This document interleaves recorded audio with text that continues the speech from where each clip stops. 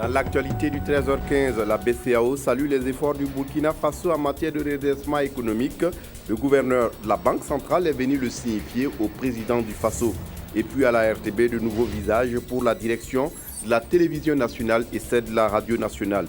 Ouézin-Louis Oulon et Évariste Kombari viennent d'être installés ce matin même dans leurs fonctions. Mesdames, Messieurs, bonjour. Ravi de vous retrouver. Cela dit, le président du Faso a accordé 2 audiences hier à l'ambassadeur d'Algérie au Burkina Faso et au gouverneur de la BCEAO. Le diplomate algérien est en fin de mission et est venu faire ses adieux au président du Faso. Il aura passé 6 ans au Burkina Faso. Durant ces années, Abdelkrim Ben Ched aura contribué à entretenir de bonnes relations entre les deux pays. Au cours de son séjour burkinabé, l'ambassadeur a posé des actions déterminantes comme aider à l'annulation par son pays de la dette du Burkina Faso. Deuxième personnalité reçue hier par le président Kafando, le gouverneur de la BCEAO, Tiemoko Kone, le gouverneur de la Banque centrale des États de l'Afrique de l'Ouest, dit être venu rendre une visite de courtoisie au président du Faso. Il est venu également saluer les efforts du pays pour le dynamisme de son activité économique. Aruna Mare. En fin de mission au pays des hommes intègres, l'ambassadeur d'Algérie est venu faire ses adieux au chef de l'État. Abdelkrim Ben Chia en a profité pour faire le point des relations entre son pays et le Burkina Faso, tout en saluant l'exemplarité de cette coopération sud-sud. Je suis venu un peu pour le saluer, mais également pour lui donner quelques informations un peu sur tout le bilan de mon séjour qui a dépassé les 5 années. Donc, j'ai fait une présentation assez exhaustive, je dirais, de toutes les actions de coopération. Et j'ai convenu un peu que le bilan est largement positif, étant donné qu'il y a eu toute une série d'actions qui ont fait rapprocher un peu le Burkina Faso de l'Algérie, rapprocher également l'Algérie du Burkina Faso. Vous savez, nous partageons beaucoup de positions communes sur les problèmes qui se posent un peu au niveau régional, les problèmes qui se posent au niveau international, mais également nous sommes préoccupés un peu à la situation qui prévaut à nos frontières. L'Algérie était présente un peu de partout, à l'hôpital, au lycée, à la formation professionnelle, à l'aéroport, dans les casernes, à la police, etc. Donc, nous avons des coopérations un peu diversifiées à tous les domaines. À la suite du diplomate algérien, le président Michel Kafando a aussi accordé une audience à Tiemoko Millet Kone, gouverneur de la BCEAO, la Banque centrale des États de l'Afrique de l'Ouest. Les échanges se sont focalisés sur l'état de santé de l'économie mondiale et sous-régionale. C'est un tour d'horizon de l'activité économique dans le monde, dans la sous-région. Dans le monde d'abord pour constater que, d'une façon générale, la situation économique est toujours atone et que la croissance ne sera pas très élevée. Dans la sous-région, pour saluer les efforts qui sont faits, surtout en matière d'investissement public dans les pays, et qui a maintenu un niveau de taux de croissance assez élevé, notamment 6,6% en 2014, et peut-être, pourquoi pas, 7,2% en 2015. Une croissance qui pourrait permettre de booster les efforts de développement des pays membres de la banque et surtout d'améliorer les conditions de vie des populations. Hier, on vous le disait, l'ambassadeur de Cuba au Burkina est en fin de mission après le président du Faso. Elle est allée faire ses adieux au Premier ministre Yacouba Isaac Zida. La diplomate cubaine aura passé 4 ans au Burkina. Ana Maria Rovira s'est réjouie de son passage au Burkina Faso. Après la diplomate cubaine, c'est au tour de l'ambassadeur de Suède au Burkina, nouvellement accrédité dans le pays, d'être reçu par le Premier ministre. On fait le point de tout cela avec Olopoda. Ana Maria Rovira salue l'hospitalité et la solidarité du peuple burkinabé. Un peuple qui a impressionné l'ambassadeur de la République de Cuba par son courage et son dynamisme au travail.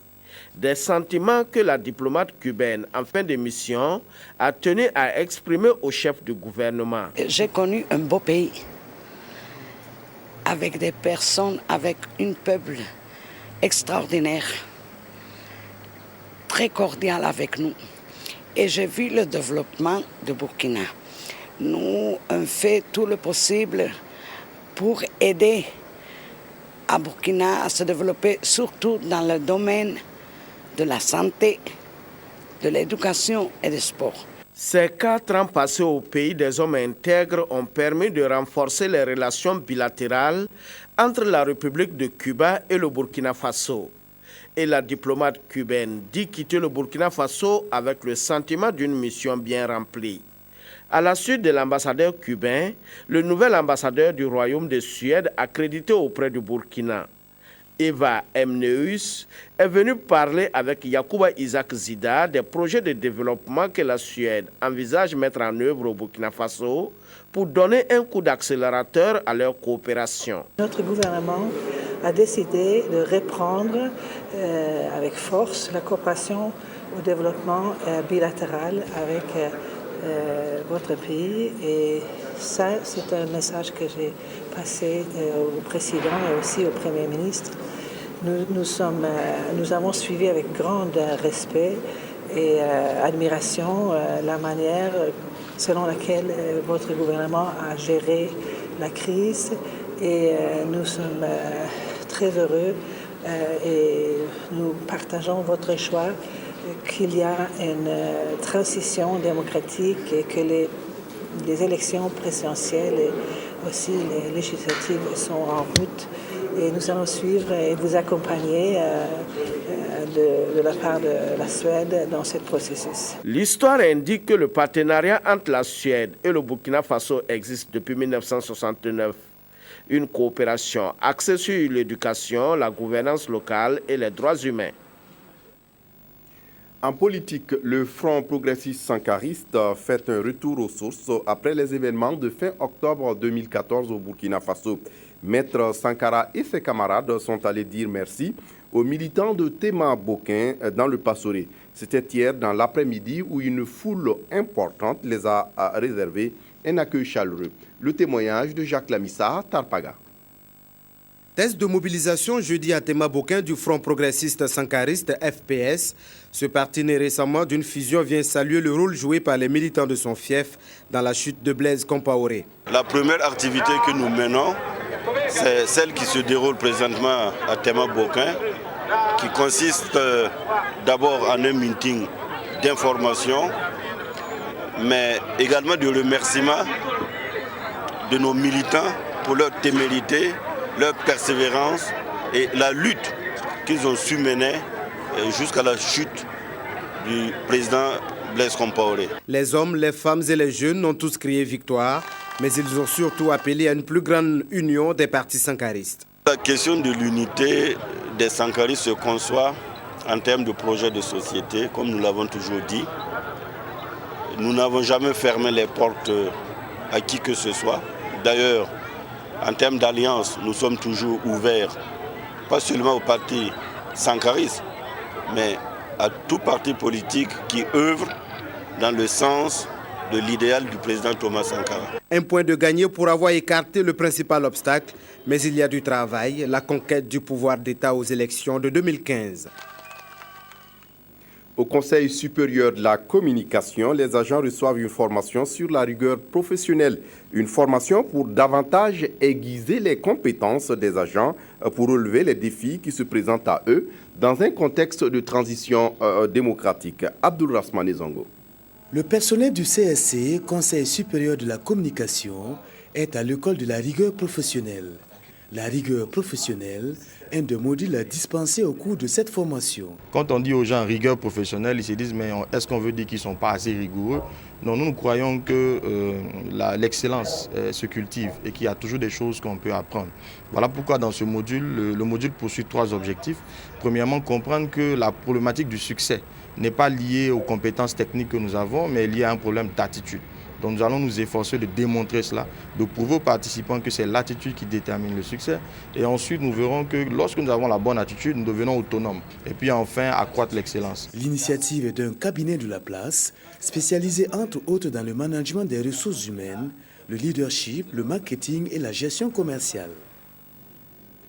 Une politique nationale de protection sociale est adoptée depuis 2012 au Burkina Faso.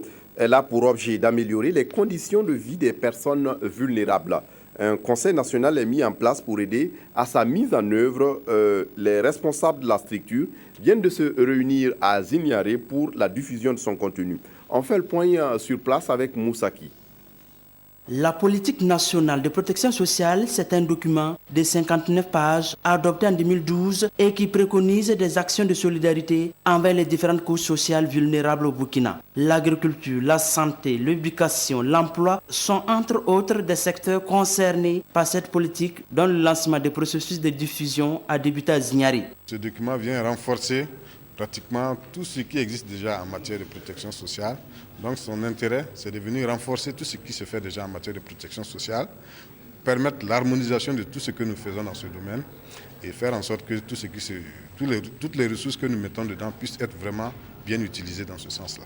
Les directeurs régionaux, les chefs de service, les 18 membres de la cellule régionale sociale cette journée pour s'approprier de cette politique et maîtriser les dispositifs institutionnels en la matière. L'élaboration 2015-2017 est aussi attendue de cette rencontre. C'est une politique qui est très importante et sa mise en œuvre commande effectivement que l'ensemble des acteurs s'y impliquent. C'est pourquoi, sur instruction des autorités centrales, il a été mis en place dans toutes les régions de cellules régionales et notre cellule régionale qui comporte donc 18 membres va véritablement travailler pour que des actions soient visibles dans ce domaine-là au niveau de notre région. L'État, les ONG, les partenaires techniques et financiers, la société civile sont tous concernés par cette politique nationale de protection sociale avec pour objectif l'amélioration des conditions de vie, d'études et la création d'emplois au Burkina. Après Zignaré, le secrétariat permanent du Conseil national de protection civile devrait poursuivre le processus de diffusion de sa politique dans les autres régions. Le ministère de la Culture et du Tourisme envisage une loi pour mieux protéger le patrimoine culturel burkinabé. Le projet de loi fait l'objet d'un examen à Zignaré et on reste toujours avec Moussaki pour le point. Fini le braconnage et autres formes de destruction du patrimoine culturel burkinabé. Les aventuriers s'exposent désormais à des sanctions. La loi 024-2007, comme outil de protection et de sauvegarde des sites culturels et naturels, est renforcée par un projet de décret d'arrêté. Les acteurs de la culture sont à Zignaré pour valider ces textes juridiques afin de permettre aux sites culturels d'être une source de richesse pour le pays. Une loi ne vaut que lorsqu'il a de bons textes d'application. Donc il y a une série de décrets et d'arrêtés pour que la loi soit opérationnelle et que sur le terrain nous puissions véritablement l'appliquer. Donc ce que nous attendons, c'est que toutes les parties, tous les ministères intéressés, toutes les institutions qui ont vraiment intérêt à la protection du patrimoine culturel puissent nous aider à toiletter ces différents textes, à les rendre opérationnels. 2 jours de travail ponctués par des recommandations sur les propositions des différents décrets arrêtés. Les acteurs de la culture sont convaincus d'une chose. L'économie de la culture passe nécessairement par la protection des 424 sites culturels et naturels dont compte le pays. Aujourd'hui, on a des décrets qui touchent un peu à tous les domaines de protection du patrimoine culturel, que ce soit ce qui concerne la création des musées, l'organisation des fouilles, mais aussi tout ce qui concerne aussi le commerce des objets d'art et d'artisanat. Donc il fallait bien qu'on puisse adopter des textes qui soient en phase avec les besoins actuels. Cet instrument juridique sur lequel s'accordent les acteurs culturels, une fois validé, sera transmis en Conseil des ministres pour adoption. Contre Ebola, Médecins du Monde forment une trentaine de personnes sur les modes de transmission de la maladie, les réactions à avoir face aux cas suspects ou avérés. Sieur Sylvestre Da nous en dit un peu plus. L'exercice requiert une succession d'actes qui doivent s'exécuter selon une certaine logique. Le déshabillage également obéit à une autre logique et toute erreur peut être source de contagion et beaucoup d'agents de santé à travers le monde en ont fait les frais. Le virus Ebola étant aux frontières du Burkina, l'ONG Médecins du Monde forme tant d'agents de santé et communautaires de Ouagadougou sur non seulement comment manipuler les combinaisons, mais aussi sur les modes de transmission du virus et la gestion des épidémies qu'il provoque. Nous travaillons avec les communautés à la base. Et il faut informer ces gens sur la maladie et donner toutes les informations possibles pour que ces gens puissent prendre les précautions afin de ne pas paniquer, même s'il y avait un cas dans la zone. Nous avons reçu des documents, nous avons été bien formés. On a fait des cas pratiques de suivi, de contact, tout ça. Les agents de santé devront à leur tour former leurs collaborateurs. L'ambition étant de dédramatiser la maladie à virus Ebola et faire comprendre aux populations que c'est un mal qui peut être vaincu. Il y a une épidémie dans la sous-région africaine et donc mieux vaut être prêt à répondre à l'épidémie.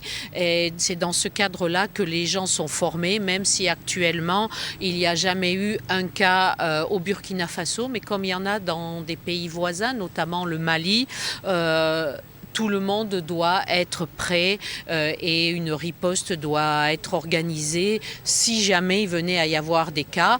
Donc c'est dans un cadre d'une anticipation. Après Ouagadougou, Médecins du Monde entend se déployer dans le Sahel pour former d'autres leaders et plus tard dans d'autres régions du Burkina. Désormais, il faut l'appeler Monsieur le directeur et non plus Monsieur Culture de la télévision nationale. Évariste Kombari, nommé directeur de la radio nationale, vient d'être installé ce matin dans ses fonctions. Également installé comme directeur de la télévision nationale, une voix célèbre, très célèbre d'ailleurs, de Radio Burkina. Ouezin, lui Oulon, dirige désormais la télévision nationale. Les deux directeurs sont conscients des défis qui les attendent. Éléonore Yerbanga. Évariste Kombari et Ouezin Louis Oulon, officiellement installés dans leurs fonctions respectives de directeur de la RTB Radio et directeur de la RTB Télé. Tous deux ont réaffirmé leur ambition de travailler ensemble avec les agents pour redonner à la RTB sa notoriété d'antan. C'est d'abord redorer notre blason, reconquérir les auditeurs, mais aussi tout ceci passe par le professionnalisme. Parce que nous sommes un média public. Un média public ne veut pas dire un média au service d'un parti politique, c'est un média au service du public. Donc je pense que nous sommes les meilleurs, comme je l'ai dit, nous sommes les meilleurs, je le rappelle, nous sommes les meilleurs et on peut réussir cette mission.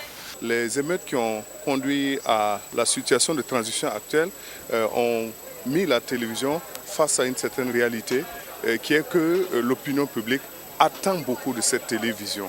Et elle attend que cette télévision-là puisse jouer la partition d'organes d'information sans parti pris.